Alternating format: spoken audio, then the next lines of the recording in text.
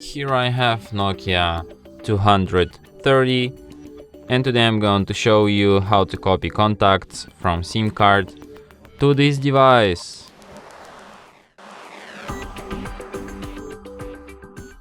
So to do this, firstly you have to go to menu, then go to the contacts, select options, then select copy contacts, select where from you want to copy them, so in our case from SIM card, where to phone. So here you can select which contacts you want to copy, could be them all, and then tap options, back,